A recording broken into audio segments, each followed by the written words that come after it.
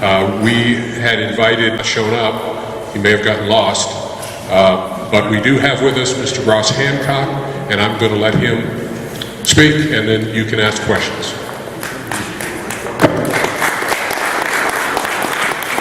Thank you very much, Steve. And Vice Mayor and council people, Councilperson Bell and Lozelle, and judges, it's an honor. And the snail guys, they're gone, but I can't thank them enough. And concerned citizens. I'm Ross Hancock. I'm a candidate for challenging your state representative, Erik Fresen. We heard word, I think, that he wanted to be here tonight. He had some trouble finding Cutler Bay.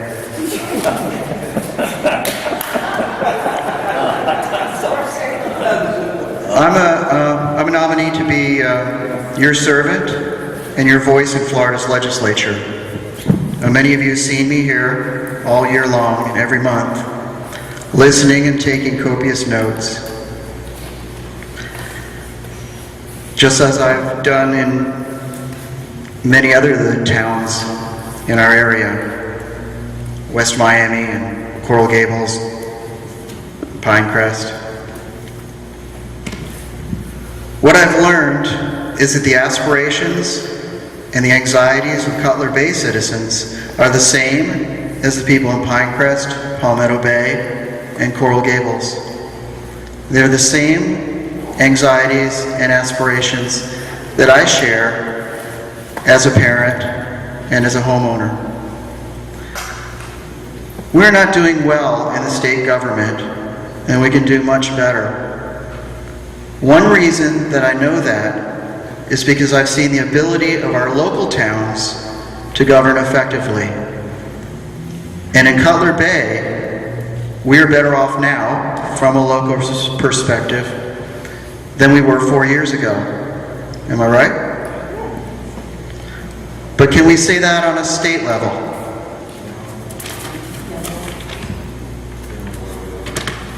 With our current legislators, with our current governor? After Election Day, with your support, I'll be back here to take your concerns to Tallahassee. Or I won't be, and Representative Fresen will represent you. But so rather than talk a lot right now, I'd really like to continue to hear your aspirations and concerns. Questions?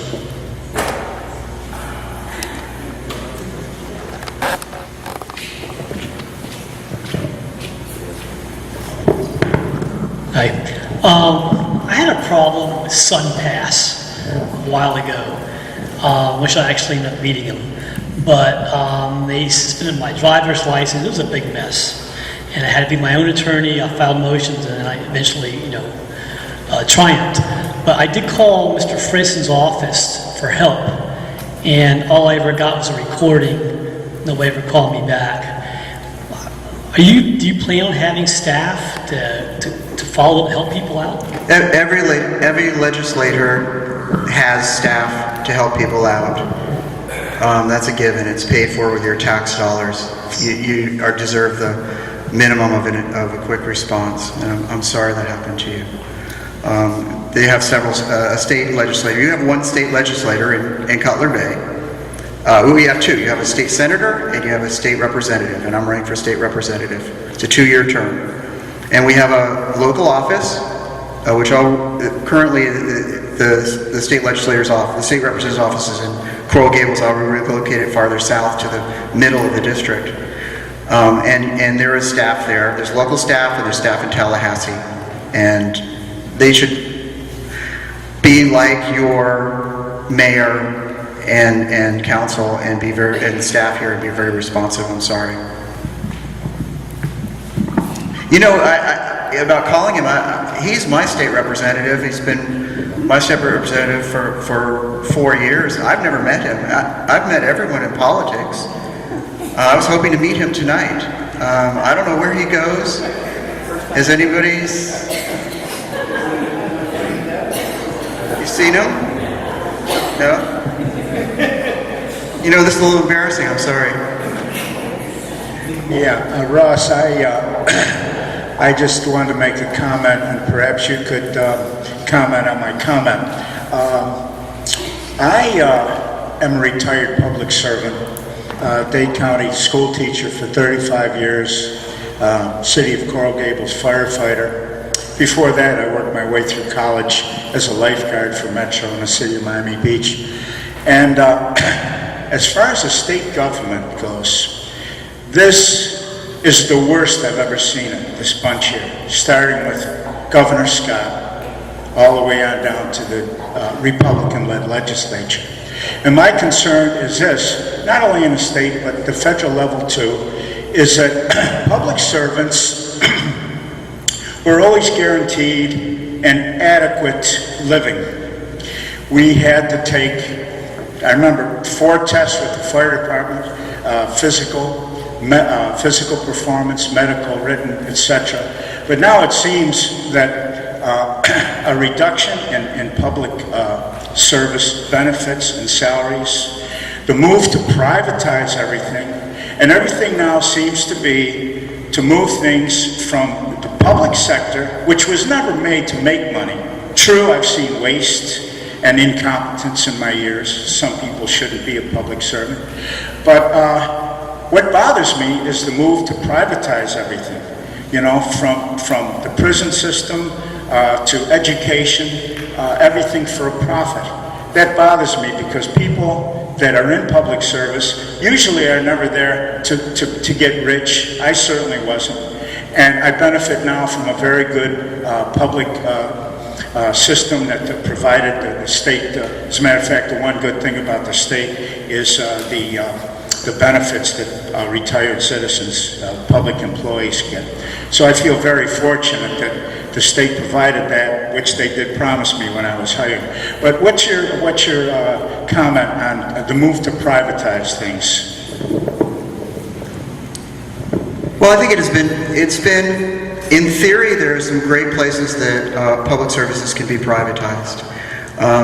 The problem we have is in the execution in our state, in that lobbyists and special interests have their hands out to do this, so that people stand to make excessive profits from the privatization of the prison system.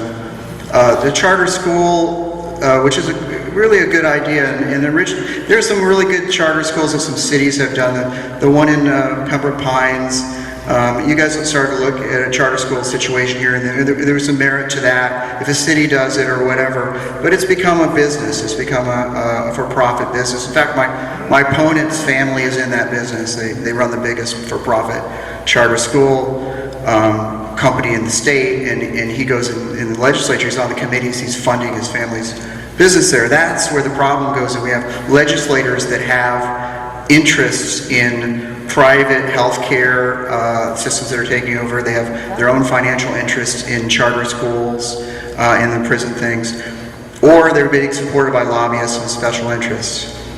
I have received $0 and will accept no dollars from special interests, like insurance companies and the utilities, tobacco companies, gambling. Unlike my opponent, going to have several $100,000 from those entities in order to influence him. And then those insurance companies and all those private companies, they benefit from, obviously they're not supporting candidates because they are patriotic. But I like the idea that I'm also not taking money from unions, because there's people like you. I know you feel very strongly about your benefits and stuff like that. We need to be fair about it and balanced about it. You said, are there some people here that feel we should have lots more privatization? Some people say we should have no privatization? There's no, okay. And then there may be somewhere in the middle, and that's what we're going to do. We're going to change how we do this. It's not going to be the lobbyists that decide. It's not going to be the unions that decide. It's going to be the concerned citizens that decide. And this is what we've been doing. This is a process that we started, and we're going to keep going with that, I hope. Thank you. Ross, before I hand the microphone off for the next question, I wonder if you could at least inform me. The reason that Mr. Fresen is our incumbent is that we underwent some redistricting. And could you describe the boundaries of the new district for us, please? Yeah, absolutely. The districts changed this year. They change every 10 years because of when we do a new census and they see where all the people have moved to. Then they rewrite the maps, and the state legislators do that. And it changes congressional maps, and it changes these maps for the county, also the county districts. But it changes this state map. So Representative Fresen previously was representing District 111 and got moved down into your district that he can't find, this area here. Previously he was representing, and I think he was thought to do a very good job. I was watching his career for a long time, even though I never could quite meet him or anything, but I've been watching it for a long time. And the people that he was representing, District 111 in Hialeah and Virginia Gardens and in Flagami, they were very happy with the way he represented their values. I really believe that the values of different communities are different. And the values of Cutler Bay are different from the values of District 111. And our aspirations and how we feel about preserving our environment and how we feel like dealing and investing in education. You see that in this very, very well-run city that we have, Cutler Bay. We see it in other cities that are in here, Pinecrest, Coral Gables, cities that can manage their budget. They have their budgets under control. Coral Gables has dealt with their pension problems. Problems are being solved in a nonpartisan way. Cutler Bay, my favorite. I will shout from the rooftops about what a great, great government you have here. Your elected officials are fantastic. McDougal for governor. Ernie for lieutenant governor. Eddie can be mayor now. I mean, they know how to do it. This is what we need to do at the state level. We need to look at what our cities are doing. PACE, the schools that you've done here, fantastic programs. You're creating more jobs with PACE. Do you know how many thousands of jobs would be, an economic activity would be created from that? We're not seeing that happen on the federal level. We're not seeing that happen on the state level. So our local municipalities are the model for American democracy that we need to take. We need to learn from that, and we need to take that up there and teach them how we do it. Oh, district, I'm sorry. The district now is 114, all of the city of Cutler Bay, all the town of Cutler Bay. A little bitty sliver, because they got to gerrymander it, of Palmetto Bay, like Palmetto Bay east of the mangroves.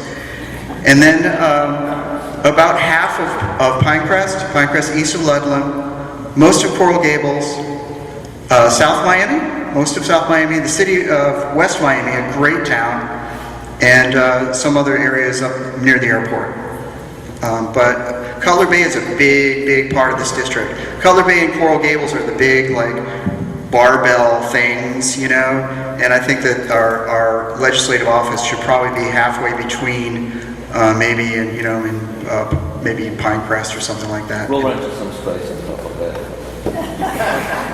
I would love that. I love that. I just have a simple request. If you get elected, would you take a map to Tallahassee and show them where we are? Because judging by the return from the taxes we send up there, we get precious little back. You know, there you go again. This negativity to our legislators. You know, it's not his fault. It's the iPhone maps are all messed up. Okay?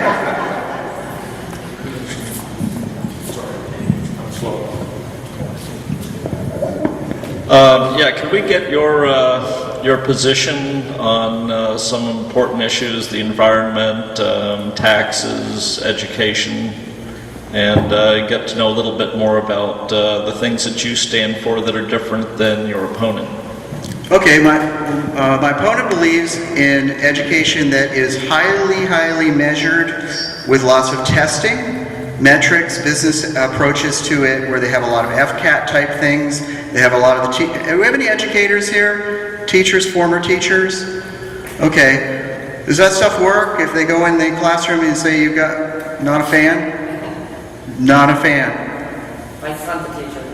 Okay, that's their approach. They have a business, they're trying to do a business approach and they're trying to mechanize it. It's failed. If you have students also, if you have children that are in school, I think we know that that has failed.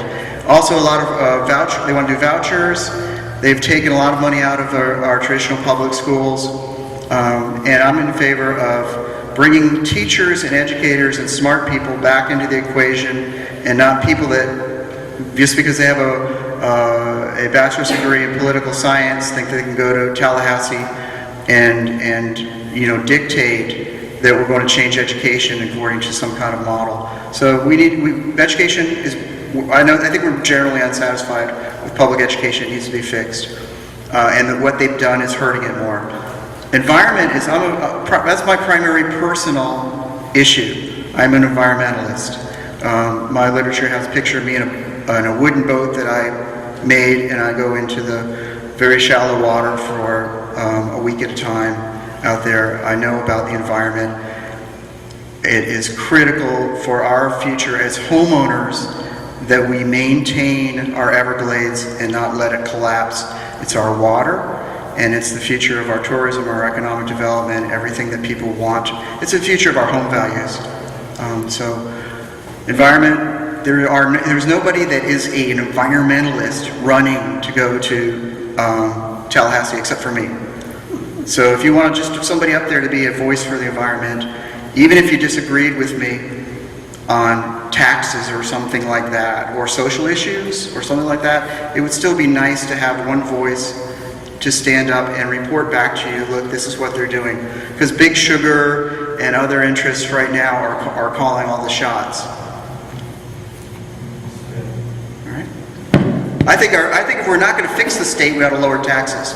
If they don't fix and give better services, we ought to lower taxes. If we do, but I know you as a community have been willing to pony up when you saw there was something good, an investment that can be made in the community that improves things.